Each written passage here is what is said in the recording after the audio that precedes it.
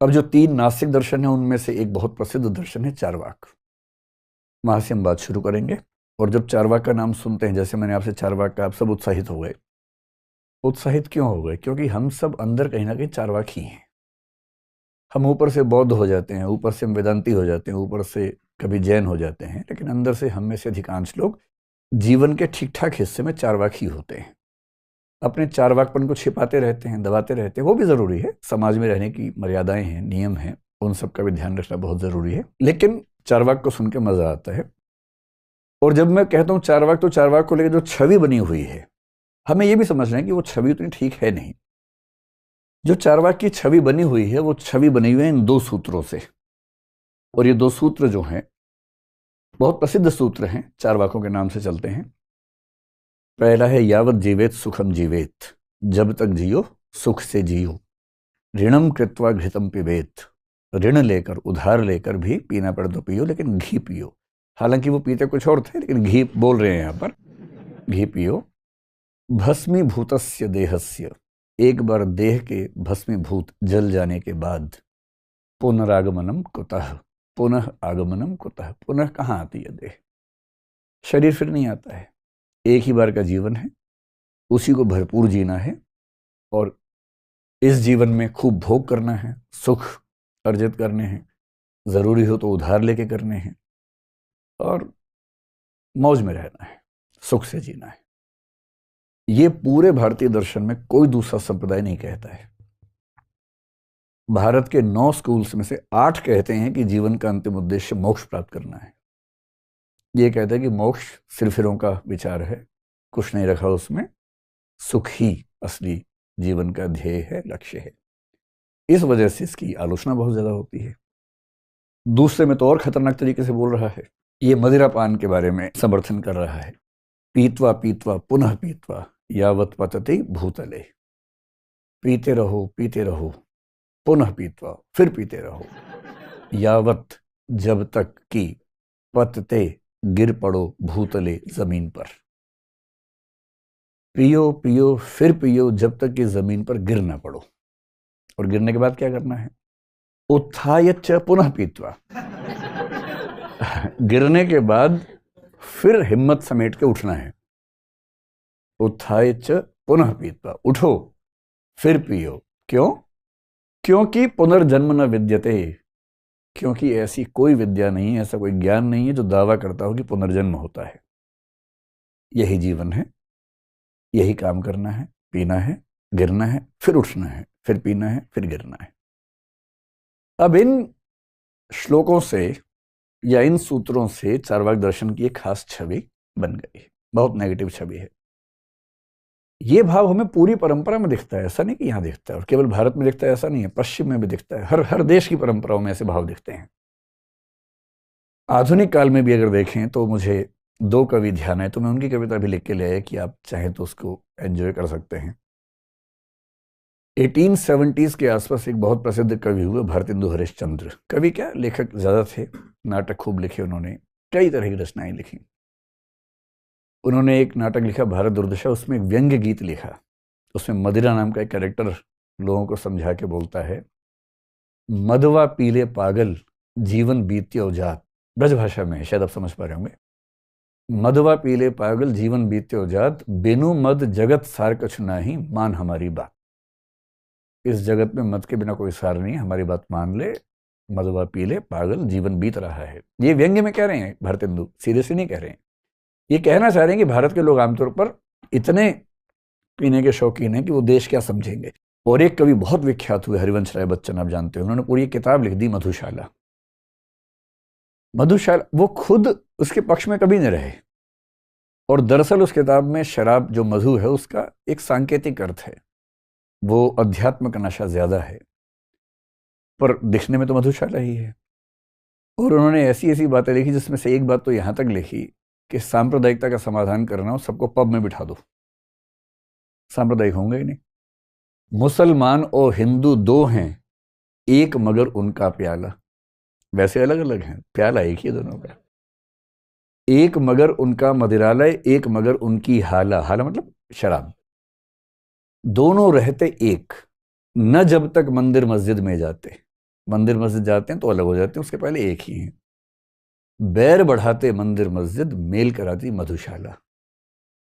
तो मंदिर मस्जिद बंद करो, पब में बिठाओ लोगों को। हरिवंश राय बच्चन जी वो दरअसल ये कह नहीं रहे हैं, आध्यात्मिक अर्थ में एक संकेत कह रहे हैं कि दरअसल जो झगड़े हैं धर्म को लेके हैं, मजहब को लेके हैं, और जो चीज़ें एक करती हैं वो अध्यात्म है। यहाँ मधु का मतलब दरअसल अध्यात्म है, लेकिन ये नाम उनके नाम से बड़ा विख्यात हुआ, ये छंद बहुत प्रसिद्ध हुआ। दरअसल चारवाक ऐसे हैं नहीं। ये चारवाकों के बारे में कुछ गलत फहमियाँ हैं, और आप देखना चाहें तो मैंने ये दोनों छंद लिख दिए हैं सिर्फ आपकी जानकारी के लिए। चारवाक कौन है, इनका थोड़ा सा हम पहले परिचय हासिल कर लें और थोड़ा सा उस बैकग्राउंड को भी समझेंगे, क्योंकि दर्शन हो या कुछ भी विषय हो, जब तक आप उस ऐतिहासिक स्थिति को न समझें आप उसकी जड़ को नहीं पकड़ पाएंगे। कुछ दार्शनिक, मैं तो दर्शन का विद्यार्थी रहा हूं लंबे समय तक, पॉलिटिकल फिलोसफी का भी रहा हूं। मैंने सब कुछ पढ़ने के बाद एक चीज समझी कि किसी दार्शनिक को समझना है उसके देश काल की परिस्थितियां समझ लीजिए और खुद को वहां रखिए। आप पाएंगे कि आप खुद वो बोलने लग गए जो वो बोल रहा था, क्योंकि हर व्यक्ति दरअसल अपने देश काल परिस्थितियों का बाई प्रोडक्ट होता है। चारवाक भी थे, हम भी हैं, हम भी अपने समय के हिसाब से बोलते हैं, जो हमारा समय हमारा स्थान सिखाता है हमें। चारवाक कौन थे? एक बात आपके मन में आ सकती है कि इनका नाम चारवाक ही क्यों पड़ा। चारवाकों को चारवाक कहने के 3 व्याख्याएं हैं। पता किसी को नहीं है, क्योंकि उस दौर का इतिहास पूरा मिलता नहीं है हमें, पूरे टेक्स्ट हमारे पास नहीं है। कुछ लोग कहते हैं कि चारवाक शब्द चर्व धातु से बना है। धातु का मतलब होता है जो संस्कृत में रूट वर्ड्स होते हैं, जिससे क्रियाएं वर्ब्स बनती हैं, उसको बोलते हैं रूट। चर्व का मतलब संस्कृत में होता है चबाना। तो ये लोग चबा जाते थे। क्या चबा जाते थे? कुछ कहते हैं कि मुर्गा चबा जाते थे, बकरा चबा जाते थे, मछली चबा जाते थे। कुछ इनसे बहुत नाराज रहते हैं और बोलते हैं कि नहीं, ये नैतिक मूल्यों को ही चबा गए, क्योंकि इन्होंने पूरे एथिक्स मोरालिटी को ही चबा लिया, इसलिए इनका नाम चारवाक पड़ा। एक व्याख्या है, इंटरप्रिटेशन है, हमें नहीं पता कि सच है कि झूठ, व्याख्या ऐसी है। पर जैसी चारवाक का नाम मैंने बोला, आप सबका चेहरा चमक गया। उस जमाने में भी चेहरा चमकता था लोगों का। इसलिए कुछ लोगों ने कहा नहीं, जो चारवाक है वो दरअसल चारु प्लस वाक है। चारु का मतलब होता है सुंदर, ब्यूटीफुल। वाक मतलब अभिव्यक्ति, भाषा। ये लोग बड़ी सुंदर बातें बोलते थे, इंटरेस्टिंग बातें बोलते थे, इतनी अच्छी बातें बोलते थे कि लोग इनके दीवाने हो जाते थे। और दीवानों ने क्या कहा कि ये चारु वाक हैं, बहुत प्रिय बोलते हैं, इसलिए इनका नाम क्या हो गया? चारवाक हो गया। कुछ लोग कहते हैं कि नहीं भाई नहीं, चारवाक नाम का एक आदमी था, और क्योंकि बाकी सब चारवाक उसके फॉलोवर्स थे। चारवाक एक व्यक्ति नहीं था, सैकड़ों व्यक्ति थे चारवाक। ये ग्रुप का नाम है, एक व्यक्ति का नाम नहीं है। कुछ लोग मानते हैं कि चारवाक एक पहला व्यक्ति था और बाकी सब उसके फॉलोवर्स थे, उस व्यक्ति का नाम चारवाक होने से। और ये चारवाक कौन था? तो कुछ लोग सवाल पूछते हैं कि दर्शन दिया किसने, इस दर्शन के संस्थापक या इस दर्शन को आगे बढ़ाने वाले लोग कौन हैं? आपको बड़ा आश्चर्य होगा, इस बात पर सहमति है कि इस दर्शन की स्थापना देवताओं के गुरु बृहस्पति ने की थी, इसलिए इसका एक नाम बृहस्पति दर्शन भी होता है। तो लोग बड़ा चकित हो जाते हैं, भाई देवताओं के गुरु बृहस्पति ऐसा खराब दर्शन क्यों देंगे? तो एक व्याख्या इस पर यह मानी जाती है कि देवताओं के गुरु ने दर्शन रचा था असुरों के लिए, दानवों के लिए, कि दानव लोग इसको पढ़ें, भोग में, सुख भोग में पागल हो जाएं, और जब वो सुखों के पीछे पागल हो जाएंगे तो उनको हराना, उन्हें पराजित करना आसान हो जाएगा। इसलिए एक यूटिलिटेरियन पर्सपेक्टिव से दर्शन गढ़ा गया था। और कुछ लोग कहते हैं कि इन्हीं बृहस्पति के शिष्य थे चारवाक, और इन्हीं के फॉलोअर्स आगे चल के चारवाक होते गए। बृहस्पति हमारी परंपरा में एक नहीं है, हमारी परंपरा में बृहस्पति भी सैकड़ों के आसपास हैं। नहीं पता कि ये बृहस्पति कौन थे, लेकिन कुछ लोग कहते हैं कि ये बृहस्पति वही बृहस्पति हो सकते हैं जिनका नाम वात्स्यायन था। और ये वात्स्यायन वो व्यक्ति हैं जिन्होंने कामसूत्र नाम के ग्रंथ की रचना की थी, जो पूरी दुनिया में बहुत प्रसिद्ध ग्रंथों में से ग्रंथ है। और कामसूत्र के लेखक वात्स्यायन भी एक चारवाक व्यक्ति थे। लेकिन वात्स्यायन संभवतः अगर इनसे अलग हैं तो थोड़े बात के रहे होंगे। लेकिन एक व्यक्ति हुआ 6th सेंचुरी BC में इसी दर्शन का, जिसका बहुत एहसान है चारवाक दर्शन पर, उसका नाम था अजित केशकंबली। पता नहीं आपने इसका नाम कभी सुना या नहीं सुना है, बहुत ही अलग किस्म का आदमी था। इसका नाम अजित इसलिए पड़ा कि इसको हराना लगभग नामुमकिन था तर्कों के मामले में। प्रसिद्ध था कि इससे कोई भिड़ा तो वही घायल होगा, तर्कों में, ऐसे नहीं, पहलवान नहीं था, दार्शनिक था।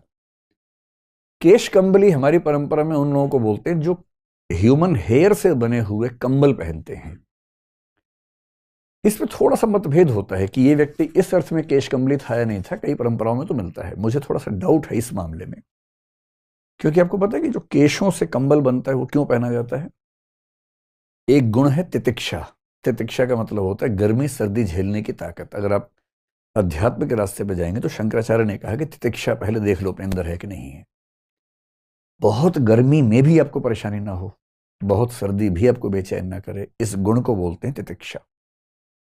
और केश कंबल धारण करने का पर्पज है इस गुण का विकास करना, क्योंकि केशों से बना कंबल गर्मियों में और गर्म हो जाता है और सर्दियों में और ठंडा हो जाता है। तो टेम्परेचर है 0 के आसपास, आपने वो कंबल पहना, अब कंबल के अंदर टेम्परेचर -10 हो गया, झेलो इसको। गर्मियों में 40 है, आपने पहना 50 हो गया। अपनी क्षमताओं को बढ़ाने का तरीका है। लेकिन क्योंकि चारवाक लोग सुखवादी थे, इसलिए डाउट होता है कि अजित केश कंबली इस अर्थ में केश कंबली है या नहीं है। तो इतिहास में बहुत सारी बातें हमें नहीं पता, तो उसमें हम क्या कर सकते हैं, बस आइडिया होना चाहिए। तो मुख्य रूप से 2 व्यक्तियों का नाम ध्यान रखिए, अजित केश कंबली और वात्स्यायन। ये 2 व्यक्ति इस परंपरा के सबसे महत्वपूर्ण व्यक्ति माने जाते हैं। चारवाक का एक दूसरा नाम लोकायत भी है, क्योंकि 2 वजहों से। एक तो ये दर्शन अकेला दर्शन भारत में है जो इहलोक समझते क्या होता है? ये वाला लोक हमारा जो दिस वर्ल्ड है, ये वर्ल्ड, इहलोक को ही मानते हैं। इहलोक के बियॉन्ड कुछ नहीं मानते। ना ईश्वर है, ना आत्मा है, ना स्वर्ग है, ना नरक है, ना मोक्ष है, कुछ नहीं है। सब गप्पे हैं इनके हिसाब से। और क्योंकि ये पूरी भारतीय परंपरा का अकेला स्कूल ऑफ थॉट है जिसने कहा कि इस जगत के बियॉन्ड कुछ नहीं है, तो लोकायत नाम पड़ गया कि इस लोक को मानने वाले। कुछ लोग कहते हैं कि लोकायत इसलिए भी है कि लोक जीवन में इनका प्रभाव बहुत ज्यादा था, आम आदमी इनसे बहुत प्रभावित हो गया था, इसलिए भी लोकायत कहते होंगे। लेकिन जो सबसे महत्वपूर्ण बात है वो ये, चारवाक सबसे ज्यादा निंदित दर्शन है, सबसे ज्यादा क्रिटिसाइज्ड फिलॉसफी है, लेकिन हमें उसको एक मामले में बेनिफिट ऑफ डाउट देना पड़ता है। क्यों देना पड़ता है? हमारे पास चारवाकों के बारे में कोई भी ऑथेंटिक सोर्स विद्यमान नहीं है, और जब ऑथेंटिक सोर्स विद्यमान है ही नहीं तो हम कैसे जानते हैं उनके बारे में? सवाल ये है। कहते हैं कि जब इन लोगों ने लिखा, ये लोग बहुत गुस्से वाले आदमी थे चारवाक। ये उन लोगों में नहीं है जो बहुत संभल संभल के बोलते हैं, ये खुल के बोलने वाले थे, बहुत मुखर लोगों में। आज के समाज में भी आप देखेंगे कुछ लोग पॉलिटिक्स में या सोसाइटी में बहुत मुखर होकर बोलते हैं, किसी के भी विरोध में बोलेंगे, मुखर होकर बोलेंगे। कुछ लोग शालीन तरीके से बात करते हैं। चारवाक मुखर लोग थे, खुल के बोलते थे, एग्रेसिव लोग थे। इनका एग्रेशन किसकी तरफ था? वेदों की तरफ था, कर्मकांड करने वाले पुरोहितों की तरफ था, तो खूब उनको उठ पटांग बोलते थे। एक जगह तो लिखा है भांड धूत निशाचर, कि जो लोग कर्मकांड करते हैं वो भांड हैं, धूर्त हैं, निशाचर हैं, ऐसी बात लिखी उन्होंने। इससे जो वैदिक रास्ते पर चलने वाले लोग थे, कर्मकांडी लोग थे, पुरोहित लोग थे, इनसे बड़े नाराज रहते थे। इतिहास के कुछ लोग मानते हैं कि संभवतः इसी तनातनी में इन्होंने जो मूल रूप से लिखा होगा उसे नष्ट कर दिया गया होगा, क्योंकि हमारे पास वो सोर्सेज नहीं मिलते हैं। अब वो तो नष्ट हो गए, तो हम जाने कैसे इनको? सोच के देखिए कि ये 6ठी शताब्दी ईसा पूर्व के आसपास हुए अजित केश कंबली। ये टाइम का रेफरेंस ध्यान रखेंगे तो आपको पूरी कहानी समझ में आएगी। मुझे उम्मीद है कि आप लोग BC समझते हैं, बिफोर क्राइस्ट समझते हैं, ईसा पूर्व है ना। इसलिए ईसा पूर्व में कहूंगा कि 6ठी शताब्दी ईसा पूर्व के बाद 5वीं शताब्दी आई, तो ये मत सोचना 6 के बाद 5 क्यों आया। ईसा पूर्व है ना, ईसा के पूर्व से पीछे आ रहे हैं, इसलिए 6 के बाद 5 आएगा, फिर 4 आएगा, फिर 3 आएगा, और ईसा पश्चात में चलेंगे तो 1 2 3 ऐसे आगे बढ़ेगा, है ना। 6th सेंचुरी BC इस दुनिया के लिए कितनी महान शताब्दी है, आप सुनेंगे तो दंग रह जाएंगे। मेरा तो मन हुआ कि एक पूरा वीडियो इसी पर बनाऊं, 6th सेंचुरी BC पे ही। चाइना हो, जापान हो, ग्रीस हो, भारत हो, इजराइल हो, इन सारे देशों में दर्शन की आग लग गई है 6th सेंचुरी BC में। पूरी आग, आंधी तूफान आ गया है। और ये सारा तूफान अगर एक ही सेंचुरी में दिख रहा हो तो आश्चर्य तो होता ही है, कुछ तो खास बात रही होगी उस समय। 6th सेंचुरी बीसी में अजित केशकम्बली हुए, इसी समय बुद्ध हुए, इसी समय महावीर हुए, इसी समय चीन में कन्फ्यूशियस हुआ, इसी समय चीन में लाओ त्से हुआ, इसी समय जापान का शिंतो धर्म बना, इसी समय ग्रीस में पहला फिलोसफर थालेस या थेल्स हुआ, पाइथागोरस, पार्मेनाइडिस, हेराक्लाइटस, ये सब एक ही समय के लोग हैं, सब एक साथ जिंदा थे। ठीक इस सेंचुरी में जो आज का इजराइल है, वहां हजरत मूसा या मोसेस जिनको बोलते हैं, उनकी मृत्यु तो 1300 बीसी में हो चुकी थी, पर उनके जो ज्ञान की बातें थी उनको 5 पुस्तकों के रूप में, जिसको हम तौराह कहते हैं, संकलन किया गया। वो भी 6ठी शताब्दी ईसा पूर्व के आसपास की बात है। आज के ईसाई भी जिसको ओल्ड टेस्टामेंट कहते हैं, उसमें उसका महत्व है, और यहूदियों में तो है ही। 24 में से 5 किताबें हजरत मूसा की लिखी हुई हैं, वो सब कुछ 6ठी शताब्दी ईसा पूर्व में हो रहा है। ऐसी क्रांति हुई है उस दौर में। उसी क्रांति में अजित केशकम्बली नाम का व्यक्ति भी हुआ। अब 6th सेंचुरी बीसी में जो कहा गया, लिखा गया, और ये ध्यान रखना है, चारवाक लोग 6ठी शताब्दी ईसा पूर्व में पहली बार नहीं हुए हैं। हमारे पास वैदिक साहित्य में जिक्र आता है सुखवाद का, जड़वाद का, जो इनका विचार है। उपनिषदों में इनका नाम लिखा हुआ मिलता, इसलिए संभावना है कि शायद ये कुछ और पहले हुए होंगे, लेकिन यहां पर आकर एक बड़ा आचार्य इनके पक्ष में खड़ा हुआ, इसलिए यहां से नाम नजर आता है। इनके बारे में हमारे पास जो पहली किताब मिलती है वो मिलती है 9th सेंचुरी एडी में। 1500 साल के बाद की पहली किताब मिलती है। एक जयराशि भट्ट नाम के आदमी हुए, उनकी किताब है तत्व विप्लव सिंह। उसमें थोड़ा सा वर्णन मिलता है कि ये कौन थे। वो पहला टेक्स्ट है हमारे पास। इसके बाद हमारे पास लगभग 11th सेंचुरी में एक दूसरी किताब मिलती है। एक नाटक है, प्ले है, रूपक है संस्कृत का, प्रबोध चंद्रोदय, कृष्ण मिश्र ने लिखा था। वो अकेली रचना है जो इनके पक्ष में लिखी गई है, छोटा सा, एकदम बहुत छोटा सा। और इनके बारे में जो 90% इंफॉर्मेशन मिलती है, कहां से मिलती है? 14th सेंचुरी में एक व्यक्ति हुए, विजयनगर एम्पायर आप जानते होंगे। विजयनगर एम्पायर को जब हरिहर राय और बुक्का राय स्थापित कर रहे थे, उनके गुरु थे एक व्यक्ति, श्रृंगेरी मठ के भी गुरु थे, उनका नाम था माधवाचार्य विद्यारण्य। उन्होंने एक किताब लिखी, बड़ी अच्छी सी किताब लिखी। उस किताब का नाम था सर्वदर्शन संग्रह। भारत के सभी दर्शनों के बारे में विस्तार से लिखा। चारवाकों के बारे में जितने सूत्र हमें मिलते हैं मुख्य रूप से उसी किताब से मिलते हैं। लेकिन उसमें क्या लिखा हुआ है, उन्होंने कहां से ढूंढा, चारवाकों ने क्या कहा, हमें नहीं पता। चारवाकों की आलोचना करने के लिए बाकी दार्शनिकों ने जो लिखा, उसमें उनके बारे में जिक्र किया, वहां से पता लगता है कि वो क्या बोलते थे। जैसे मान लीजिए बौद्ध लोग चारवाकों की आलोचना कर रहे हैं, कह रहे हैं चारवाक ये कहता है जबकि सही बात ये है। अद्वैत वेदांत कह रहा है कि चारवाक तो मूर्ख लोग ये कहते हैं, इतना भी नहीं समझते हैं, सच तो ये है। जहां जहां उनका क्रिटिसिज्म है वहां से पता लगता है कि वो क्या बोलते थे। और ये हमेशा ध्यान रखना है, जब हम किसी को क्रिटिसाइज करते हैं तो हम कई बार बहुत ऑनेस्ट नहीं हो पाते। हम उसकी बात को उसके मंतव्य के साथ एग्जैक्टली नहीं लेके आते, हम उसकी बात का कुछ हिस्सा गायब कर देते हैं। हम भी ऐसा करते हैं, उस समय के लोग भी करते होंगे। ऐसा थोड़ी ना तब भगवान थे, अब दानव लोग रहते हैं। हम भी तो पढ़े लिखे समझदार लोग हैं भाई, तो उस समय भी ऐसे लोग थे। जब हमें किसी की आलोचना करनी होती है, हम उसका पर्सपेक्टिव कभी नहीं लेके आते। कहा जाता है कि हर व्यक्ति दूसरों के मामले में जज और अपने मामले में वकील होता है। अपने वकील बन के घूमता है हर आदमी, और दूसरों के मामले में तुरंत जज बन जाता है कि ये तो है ही गंदा, ये तो है ही ऐसा। तो जब आप किसी के क्रिटिसिज्म से किसी को समझेंगे, ऐसा आपके जीवन में भी होता होगा ना, कि एक्स नाम का आदमी आप नहीं जानते, वाई को आप जानते, और वाई ने बताया यार बड़ा घटिया इंसान है, उससे मिलना मत कभी। एक इमेज पहली बन गई आपके दिमाग में।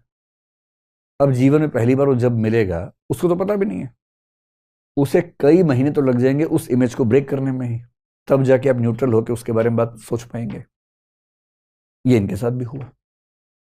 हो सकता है कि सच में इन्होंने ऐसी ही बातें कही हों, हो सकता है इनकी बातों को डिस्टॉर्ट करके आगे पेश किया गया हो। इसलिए दर्शन की किताबों के लिखने वाले, चाहे डॉक्टर राधाकृष्णन, बहुत महान दार्शनिक हुए भारत में, जो राष्ट्रपति भी थे हमारे देश के, उन्होंने भी कहा कि जब चारवाकों की बात होगी तो हमेशा बेनिफिट ऑफ डाउट उनको देना पड़ेगा। हो सकता है कि हम उनके बारे में ठीक से ना जानते हों।